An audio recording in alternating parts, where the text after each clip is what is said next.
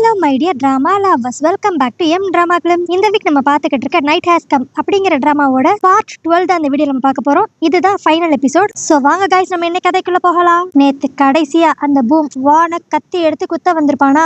நம்ம கூட வானுக்கு ஏதோ ஆயிருச்சோன்னு சொல்லி பார்த்தா அவன் கை அப்படியே பாதியிலே ஸ்டக் ஆகி நிக்கும். அப்போ ஒரு அனௌன்ஸ்மெண்ட் கேட்கும், ஒரு மாஃபியா இன்னொரு மாஃபியாவை கொல்ல முடியாது அப்படின்ட்டு. இந்த சான்ஸை யூஸ் பண்ணிட்டு அந்த வான் ஒரு ஸ்ப்ரே எடுத்து அவன் மூஞ்சிலே அடிச்சுட்டு அந்த ரூமை லாக் பண்ணிட்டு அங்கிருந்து ஓடிடுவா. உடனே அவனும் எப்படியாண்டு இந்த கதை ஓபன் பண்ணிடலான்னு ட்ரை பண்ணுவான். ஆனா அதுக்கு அந்த வான் ரொம்ப ஸ்ட்ரகிள் ஆகாது. ஜஸ்ட் ஒரு 30 நிமிஷம் தான், அதுக்கடுத்து எல்லாம் முடிஞ்சிரும் அப்படின்பா. என்னன்னு பார்த்தா இவ கதவை போட்டுறதுக்கு முன்னாடி அந்த கோல்ட் ஸ்டோரேஜ் ரூம்ல டெம்பரேச்சர் எல்லாம் செட் பண்றதுக்கு ஒரு ரெகுலேட்டர் ஒண்ணு இருக்கும். அதை கையோட உடைச்சு எடுத்துட்டு போயிருப்பா. இப்போ உள்ள செம குளிர் இருக்கிறனால இவன் இதே இடத்துல இருந்தானா அப்படியே செத்துருவான். ஆனாலும் எப்படியான்னு தப்பிச்சிடணும்ட்டு அவன் விடாம கதவை தட்டிக்கிட்டே இருப்பான். அப்பயும் அவன் அந்த வான் கிட்ட, உனக்கு என்ன பைத்தியமா பிடிச்சிருக்கு, நீ தான் மாஃபியான்ட்டு உன் ஃப்ரெண்டுக்கு எப்படினாலும் தெரியும். சோ என்ன கொல்றதுனால உனக்கு ஒரு பிரயோஜனம் இல்ல. இப்ப மட்டும் நீ ஒழுங்கா கதவை திறக்கல, உன் ஃப்ரெண்டு உள்ளதானே இருக்கா, அவளை நான் இங்கே கொன்றுவேன் அப்படின்ட்டு அங்க இருக்கிற நம்ம ஹீரோயினோட உடம்ப போட்டு குத்துன்னு குத்துவான். ஆனா அவதான் ஏற்கனவே நம்ம ஹீரோயினை வேற ஒரு ரூமுக்கு மாத்திட்டால. இது தெரியாதவன் அந்த கத்தி எடுத்து நம்ம ஹீரோயினை குத்துறதா நினைச்சு அங்க ஏற்கனவே செத்து போய் கிடக்குற நாகிய தான் குத்தி இருப்பான். இன்னொரு பக்கம் அந்த வானை தான் காட்டுவாங்க. மயங்கி கிடக்குற நம்ம ஹீரோயின் பக்கத்துல போய் அவளோட போனை வச்சுட்டு வந்துருவா. இந்த போன் இருந்தா மட்டும்தான் நம்ம ஹீரோயினால ஓட் பண்ண முடியும். இந்த விஷயம் தெரிஞ்சுமே அவ நம்ம ஹீரோயின் கிட்டே அவ போனை வச்சிருவா. இன்னொரு பக்கம் அந்த கோல்ட் ஸ்டோரேஜ் ரூம்ல இருக்கிற அந்த பூமை தான் காட்டுவாங்க. கொஞ்சம் கொஞ்சமா இப்ப குளிர் தாங்க முடியாம அங்க டெட் பாடிக்கு மேல பொத்தி இருந்த ஒயிட் ஷீட் எல்லாம் எடுத்து இப்ப அவன் கவர் பண்ணிக்குவான். அப்பன்னு பார்த்து திடீர்னு அங்க இருக்கிற கரண்ட் எல்லாம் கட் ஆகி ஒரு வியர்டான சத்தம் கேட்கிற மாதிரி இருக்கும். இதனால அவன் இப்ப அப்படியே கொஞ்சம் கொஞ்சமா பயப்பட ஆரம்பிப்பான். அப்பன்னு பார்த்து எங்க இருந்தோ ஒரு பாஸ்கெட் பால் உருண்டு இவன் கால் கிட்ட வரும். இத பார்த்தனையும் அவன் ரொம்ப பயந்துருவான். அப்பன்னு பார்த்து திடீர்னு ஆப்போசிட்ல பார்த்தா அந்த ரவுடி நிப்பான். அவன் இப்ப அப்படியே ஒரு ஹெட்போன்ஸ் எடுத்து, நான் சாகிறதுக்கு முன்னாடி என்ன பாட்டு கேட்க சொன்னேல, இப்போ நீ பாட்டு கேட்டுட்டே செத்துப்போ அப்படிங்கிற மாதிரி இந்த ஹெட்போன்ஸை இந்த பூம் மேல வைப்பான். இதனால அவன் செமையா பயந்து போயிட்டு, டே நான் ஒன்னும் உன்னை வீம்புக்குனே கொல்லல, நான் மட்டும் உன்னை கொல்லாம இருந்திருந்தேனா நீ என்ன கொன்றுப்ப, ஏன்டா இப்படி செத்தும் என்ன பயன்படுத்துற அப்படிங்கிற மாதிரி அவன் கையில இருக்க கத்தி எடுத்துட்டு அங்கிட்டு இங்கிட்டு வீசிக்கிட்டு இருப்பான். அப்புறம் தான் பார்த்தா அவனுக்கு ஆப்போசிட்ல யாருமே இருக்க மாட்டாங்க. இதெல்லாம் இவனா நினைக்கிறானா இல்லனா அந்த ரவுடியோட ஆவி வந்து பயன்படுத்துச்சா அப்படிங்கிறது இவனுக்கு ஒன்னும் புரியாது. சோ இதே மாதிரி ஒரு பயம் கலந்த குழப்பத்திலேயே இவன் இந்த ஸ்டோரேஜ் ரூம்ல இருப்பானா. இப்ப மணி 6 அதனால மயக்கத்துல இருந்த நம்ம ஹீரோ ஹீரோயின் 2 பேருமே எந்திரிச்சிருவாங்க. அப்போ அவங்களுக்கு கேட்கிற அனௌன்ஸ்மெண்ட்டே நேத்து நைட்டு மாஃபியானால அந்த டான்சர் பொண்ணும் அந்த ஸ்லிம் பாயும் இறந்து போன விஷயத்த அனௌன்ஸ் பண்ணுவாங்க. அடுத்து ஹீரோயின் அப்படியே அந்த வானை தேடி போவா. இப்ப அவகிட்ட போய், நீ நேத்து 2 பேரை கொண்டிருக்க, இப்படிதான் நீ விளையாடணும்னா ஏன் என்ன மட்டும் உயிரோட வச்சிருக்க, என்னையும் கொல்ல வேண்டியதானே, ஏன்னா நீ இந்த கேம்ல ஜெயிக்கணும்னா கடைசியில எப்படினாலும் நானும் செத்துதான் ஆகணும், அப்படி இருக்கிறப்ப எதுக்கு என்ன காப்பாத்தின, நேத்தே என்ன போட்டு தள்ளி இருக்க வேண்டியதானே அப்படி இப்படின்ட்டு அந்த வான் கிட்ட அவ கேள்வி கேட்டுக்கிட்டு இருப்பா. ஆனா அதுக்கு அவ சிம்பிளா, இப்போதைக்கு என்னால உன்கிட்ட பேசிக்கிட்டு இருக்க முடியாது, நான் சீக்கிரம் அந்த பூமை தான் பண்ணணும் அப்படிங்கிற மாதிரி சொல்லுவா. ஆனா இதுவே பின்னாடி பார்த்தா இவங்க 2 பேரும் பேசிக்கிட்டு இருந்த எல்லாத்தையும் நம்ம ஹீரோ கேட்டுருவான். அவனுக்கு அப்பதான் தெரிய வரும், இந்த வானும் ஒன் ஆஃப் தி மாஃபியா அப்படின்ட்டு.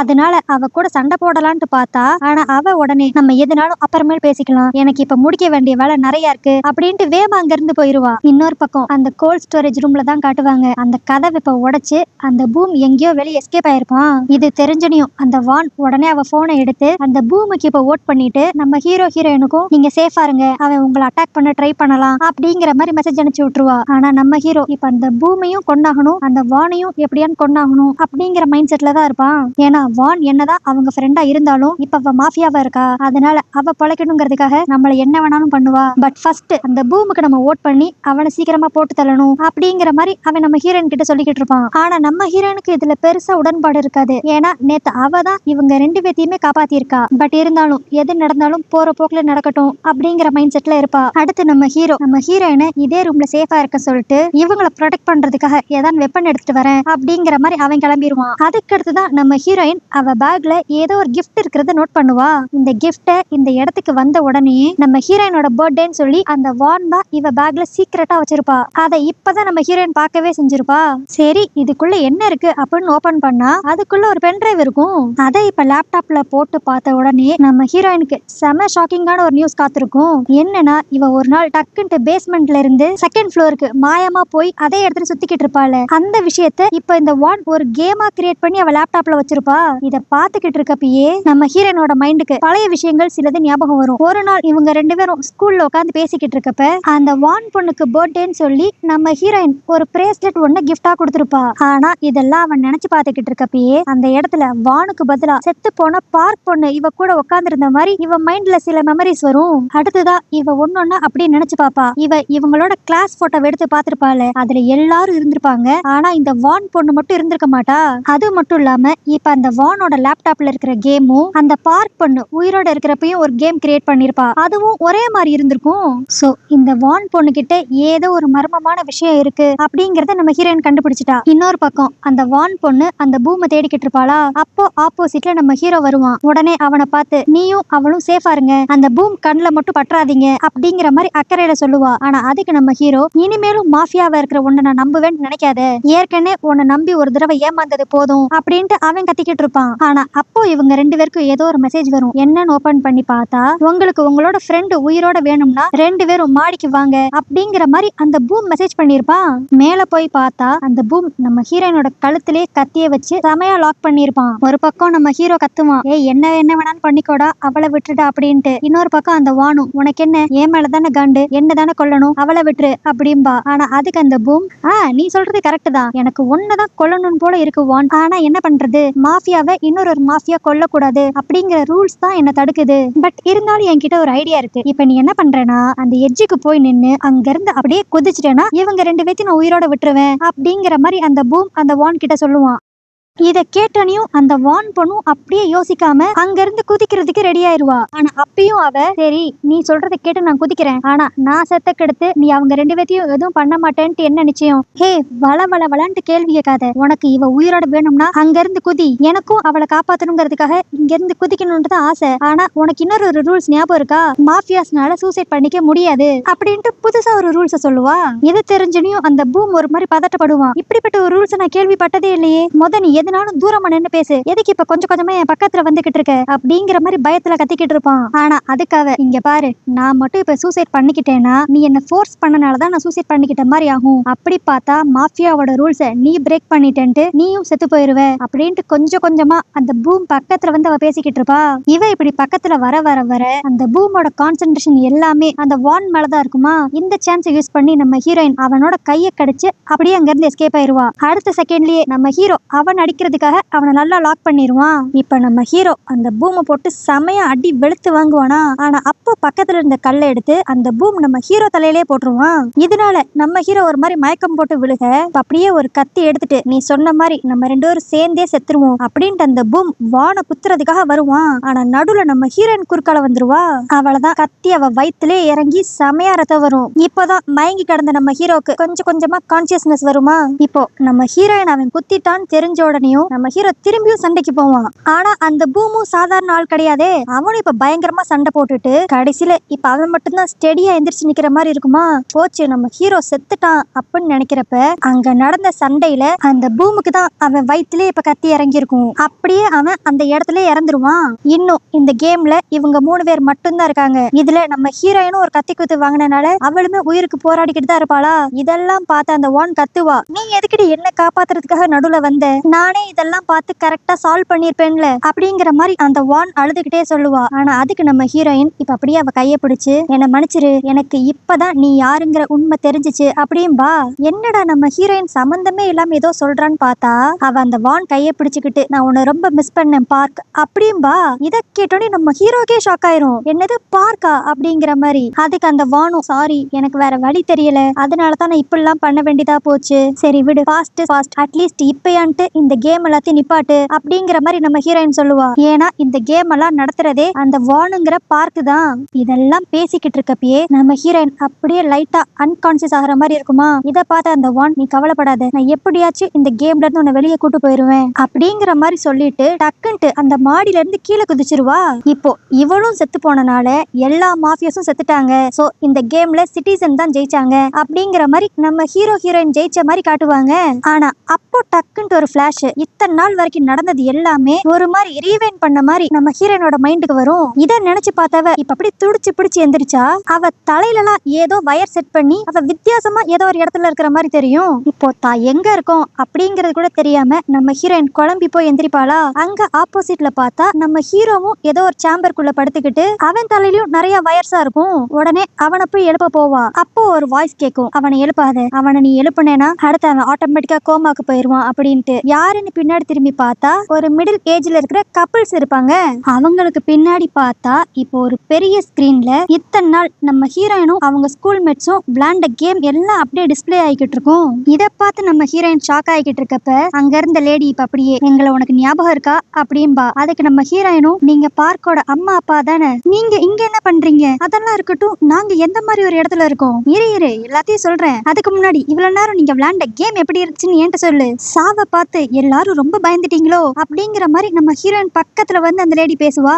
அப்பதான் நம்ம ஹீரோயின் அங்க சுத்தி பாப்பா. அந்த இடத்துல இப்ப அவ மட்டும் உயிரோட இருக்கிற மாதிரி தெரியாது. இதுக்கு முன்னாடி செத்து போன அந்த சோமி பொண்ணு, அந்த ரவுடி, இந்த மாதிரி எல்லா ஸ்டூடெண்ட்ஸும் உயிரோட இருப்பாங்க.